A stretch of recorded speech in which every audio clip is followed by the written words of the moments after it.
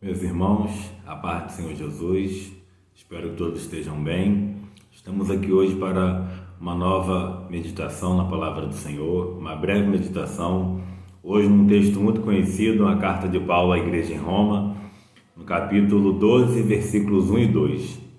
Eu gosto desse texto há algum tempo e acredito que isso se dá aí a essa camisa aqui, povoando o céu.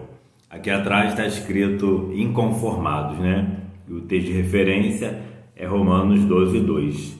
Só que, como diz meu pastor, texto sem contexto vira pretexto, E para eu estar inconformado, eu preciso entender, Aqui o versículo 1 e a parte B do versículo 2. Então, vamos à leitura da palavra que diz o seguinte, versículo 1. Rogo-vos, pois, irmãos, pela compaixão de Deus, que apresenteis os vossos corpos como um sacrifício vivo, santo e agradável a Deus, que é o vosso culto racional. Versículo 2. E não vos conformeis com este mundo, mas transformai-vos pela renovação do vosso entendimento, para que experimenteis qual seja a boa, agradável e perfeita vontade de Deus. É um texto muito bom, é um texto muito direto, é um texto que tem muitas verdades. Vamos começar aqui, quando Paulo fala: apresenteis os vossos corpos como um sacrifício vivo.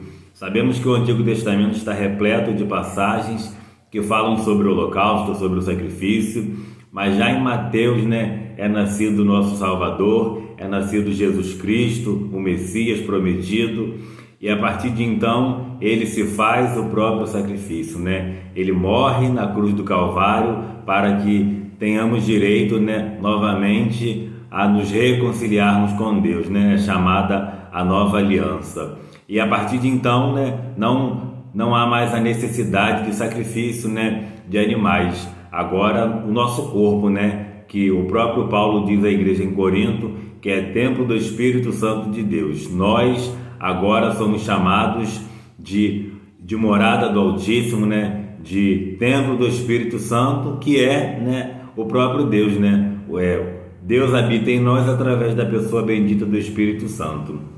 E aqui, quando a gente fala, apresentar os vossos corpos em sacrifício vivo, é viver para a glória de Deus.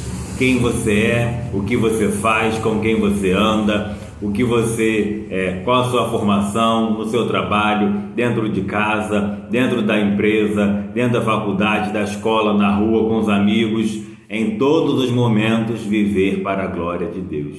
Em todos os momentos lembrar que eu sou o templo do Espírito Santo de Deus. Em todos os momentos lembrar que a minha vida é um testemunho vivo diante de Deus.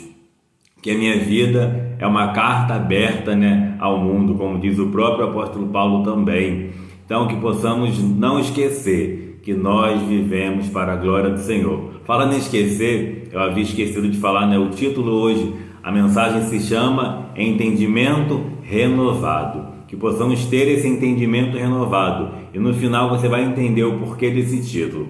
Aí Paulo vai e continua, Um sacrifício vivo e santo. Já falamos aqui em alguns vídeos que santidade, santificação é a totalidade. Deus não aceita nada parcial, Deus não aceita nada pela metade, Deus não aceita nada faltando. Se você for fazer para Deus, é total. Se você for entregar para Deus, é total. Então que o nosso sacrifício, que o nosso corpo, que a nossa vida seja santificada na totalidade, Santificação, santidade é uma separação, É você estar separado daquilo que é imundo, daquilo que é sujo, daquilo que é errado, daquilo que é mundano, daquilo que é pecado e entregar para Deus. Que a nossa vida seja entregue diariamente para Deus em santidade, Que é um processo. Aqui neste mundo nós não iremos alcançar a plenitude da santidade.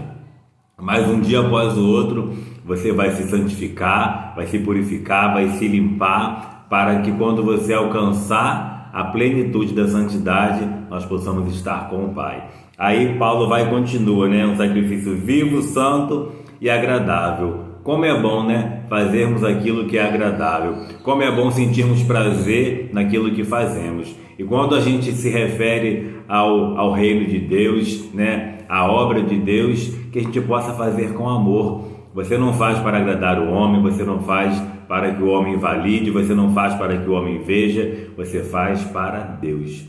Que você possa orar, que você possa cantar, que você possa trabalhar na cantina, que você possa limpar o chão, ficar na portaria, que você possa ser um músico, que você possa ser um intercessor, um pregador, um obreiro, um missionário, uma missionária, um pregador do evangelho, mas que você possa fazer para Deus, não é para o homem. Lembra que a gente falou aqui, né, sobre 1 Coríntios 15, 58, se não me falha a memória, né?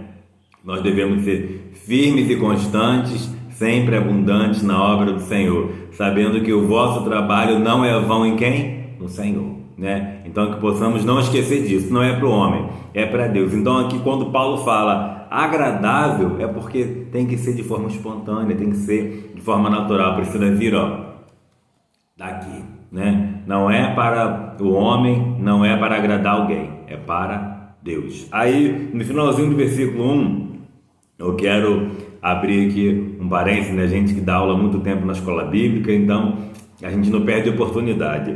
É muito comum você falar assim, né? Ou você falar ou você ver alguém fazendo. Início do culto você vai orar. Pai, que o Senhor possa nos dar um culto abençoado.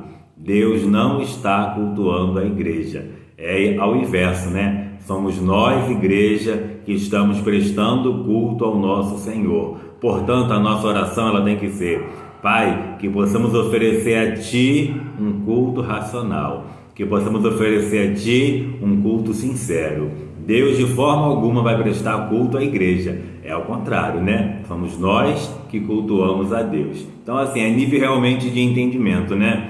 Se você fez assim até aqui, corrija isso, né? Ore diferente, né? Para que nós possamos cultuar a Deus de maneira racional. E quando Paulo fala racional, é porque você está aprendendo um dia após o outro, né?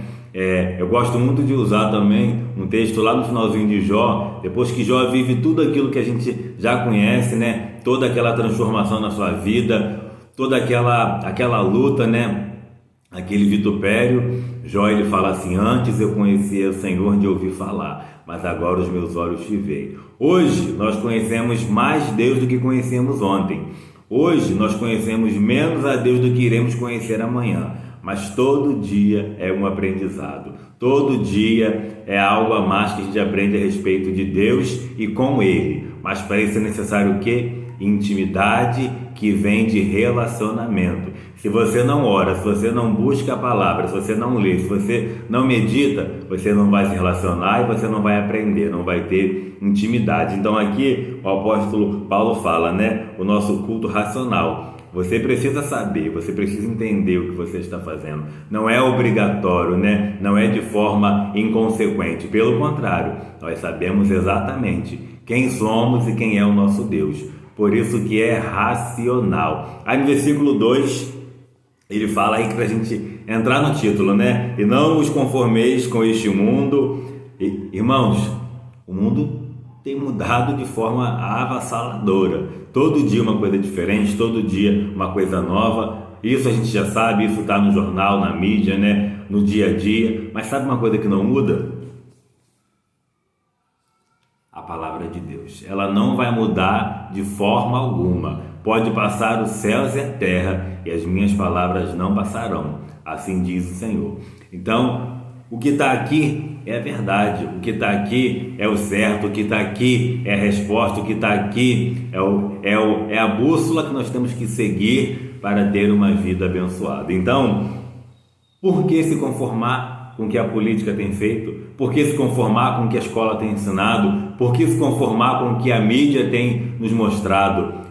Eu falei aqui, a gente acaba se tornando repetitivo. Nós somos sal e luz, nós andamos na contramão. Nós não somos deste mundo, nós estamos aqui, mas nós não somos daqui. Mas também nós não iremos nos conformar com o que tem acontecido. Nós somos igreja, nós somos, boca de Deus na terra. Uma sociedade doente, um mundo corrompido, existe apenas uma solução: Jesus. Existe apenas um remédio, existe apenas uma resposta, que é a salvação através de Cristo Jesus. Que possamos ser esses proclamadores, que possamos ser esses anunciadores que levam a palavra de cura, a palavra de arrependimento, a palavra de salvação. Mas de forma alguma a igreja deve estar conformada. Nós somos inconformados, porque sabemos que o único remédio para essa sociedade doente é Jesus.